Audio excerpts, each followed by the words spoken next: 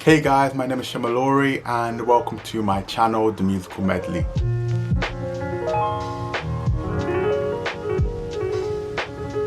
If you're new to my channel, here is just chronicling my, day-to-day life, things I find interesting, my goals, ambitions, and just basically looking at the life of a medical student in the UK.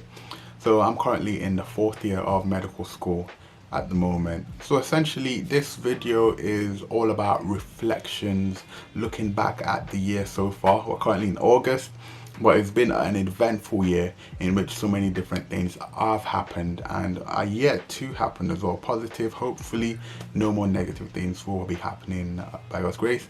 So as always, you'll find timestamps in the description box, and you would also find timestamps on the video as well. Firstly, we're going to talk about COVID-19. So if you don't know what COVID-19 is, which I'm sure is hard because it's everywhere, essentially it was a virus. Apparently the origins are from China and is disseminated all across the whole world. And we've had to adapt. Essentially, the UK went into lockdown for 4 months, where people had to adapt to just being at home, staying by themselves, and loads of different places in the world went into lockdown. Basically, it was new, it was different, but it was interesting. In terms of my reflections during that period, I didn't really think it was that different, actually, for me anyway. Maybe it's because of the course I do at uni, which I'm quite used to being by myself. I'm quite used to, not all the time, but I'm quite used to, like being able to just focus. I don't really need to go outside like that. I usually go outside when I need stuff, when I'm going to the gym, when I'm going to church, when I go outside for a focus usually, or to meet friends. Let me not forget that before you guys think I don't have any friends. But yeah, so I was quite used to it. It didn't really affect me too much. But I know this is variable for so many different people. There have been people who really had a difficult time in regards to mental health. But all in all, just reflecting on it, I think it's been eventful. A lot of things have happened as a result of this COVID-19. But I also think, if I link it back to medicine, we've also been able to see a lot of advances in the medical field as well in just a short space of time. But even in regards to, for the UK, there's been increased emphasis on online everything. So Zoom stock price, if you bought Zoom stock price, you must be quite rich by now. But there's been an emphasis on just getting things done online that can be done online. So a lot of primary care, as I'm sure you guys know wherever you may be, has moved online. So primary care is GP, family physicians, wherever you are. So it's not perfect yet because, again, acceleration means rushing. It means things won't be where they want to be. But it means there are a lot of lessons learned from an actual live experimental testing. In regards to this period in general, it's been difficult on a lot of people in the world because you've seen so many deaths, and I think that's the hard part of it.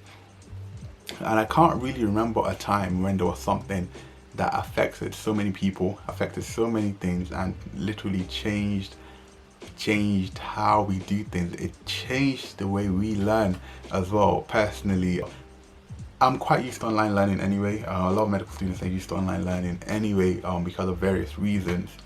But it was just interesting to have to solely rely on online learning because I like a mixture usually. I like to be able to see the lecturer, talk to the lecturer after the lecture in case I have any questions. Be able to also, being able to go to lecture is also, a nice time to talk to your friends as well. But that was totally, gone. And that's something I learned from this experience, actually, that there's so many different ways to do the same thing, and just because they're different doesn't mean it's wrong. So in regards to online lectures, that's something I will take away, and I would hopefully see how we can make it bigger and better. Yet even out of adversity, that's when I believe there became a lot of opportunities as well. A lot of people found that the time during lockdown, me myself as well, it was time we've never had before in a while. So it was time to learn new skills, to do things you weren't really used to before, or you weren't as good at. So music, you guys know I'm called Musical Medley. I like music quite a lot, so I use it to develop my skills of playing instruments. So I just really delved into that during this time period. I also learned new skills as well. I'm quite interested in med tech, how med tech can link it to so many different areas in surgery or actual medicine as well. So I took that on board and I started learning how to code, small, to be honest, because it's something I'd never done before. So I didn't really know that sort of opportunity was available then till recently. But now I've started to learn about it, took some courses on it as well. There were a lot of free courses available during this time period, and I've really just been taking it in my stride and trying to learn as much as I can and just open my horizons to see what's actually possible beyond just medicine. Because like I always say, for me, I see medicine is amazing and I want to do great things in medicine, but I see medicine as a stepping stone to get to do greater things. So it's not like I would just be a medic and that would be it, or I'll just be a doctor and that'll be it. Just the last thing I learned, and the biggest one, is about reacting to adversity. So there've been a lot of adversities in regards to COVID-19 in general. People have had to learn how to do new things, new skills, take care of themselves in ways they'd never take care of themselves before, and looked after others as well. And the thing I've learned the most is that personally, and this is for me as well, and hopefully when I watch this later down the line as well, it will be quite interesting to see where my mindset is at then as well. But something that this whole period has really taught me is the sort of person, the sort of doctor, the sort of human being I want to be, and that's essentially somebody who helps people on a large scale. Like I said, and I've talked about in my previous videos as well, which I'll link somewhere there. Like, I chose medicine, cliche as it sounds, because I want to help people. However, medicine is great. It enables you to help people one step at a time. You know, you help one person, you help another person, you help another person, or you know, one at a time. I think, and that's something this experience, COVID-19, has really taught me, that I can do more in regards to helping people. I can help large scales of people. I can help a lot of people in a short space of time, and that is something I would want to do. I have been able to see how the leaders of the country, the leaders in NHS management, you know, adapted to this change, how they were able to help people. I'm not commenting on how well or not well people might say they did, but how they were able to help people in such a short space of time. Because if you really think about it, they had to make a lot of important decisions literally in a time space of weeks. So it just helped me really think about what I can do in regards to that as an individual, hopefully as somebody who has the capability to do that and wants to do that on a larger scale as well. So for me, in regards to med school, we didn't get to do our third year exams, but I know they're gonna come. So during this period, I still was keeping up my revision, as you've seen my Anki video. So yeah, I've used this period to medicine hasn't been a backseat at all. And actually, we've started fourth year online. So we've been getting stuff ready for our placement, which starts in September. And that's what I'm going to talk about. There've been a lot of changes in regards to medical school and how it's going to be done, but essentially the main thing is that it won't be too different from what we're used to, except we are going to be more protected.